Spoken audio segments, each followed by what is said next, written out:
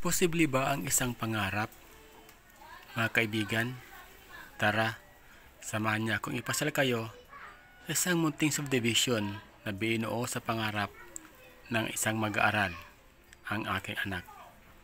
Ito nga, isang bahay na may isang sasakyan at talaga namang nakakamangha ang kanyang kayarian.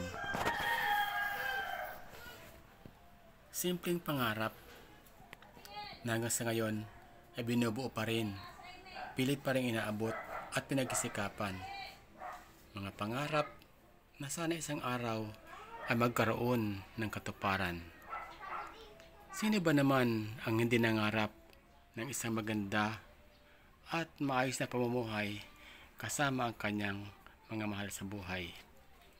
Ito ang pangarap ng isang anak na nagsusumikap na maabot ang kanyang tagumpay. Oo nga, walang imposible kapag ikay nangarap at ikay nagsikap. Pasaan ba at maabot mo rin ang pinapangarap mo basta't kasamahan lamang ng tiyaga at pananalig sa may kapal. Lahat naman ng tao ay nangangarap. Lahat ng tao ay may pangarap. At walang sino man ang nabubuhay sa mundo na hindi nangarap. Sino ba ang isang taong hindi nangarap na makamit ang isang maginhawang buhay?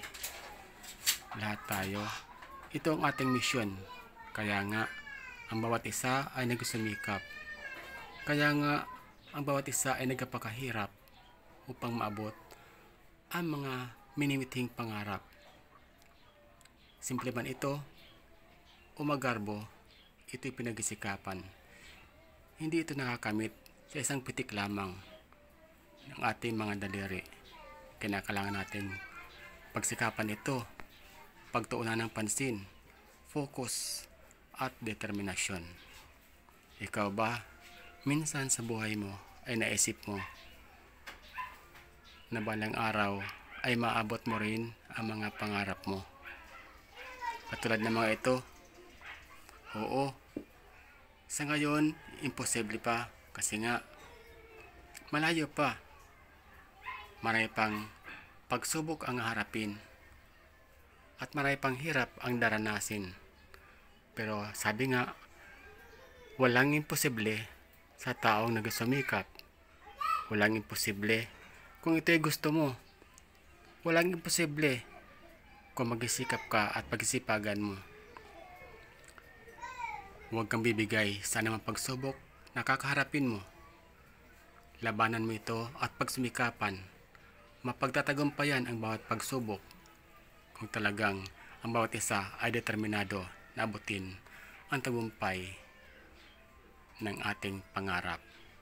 Mga kaibigan, ito ang munting subdivision na binuo sa pangarap ng isang estudyante na hanggang sa ngayon ay nagsisikap upang abutin ang kanyang pinakamimithing pangarap.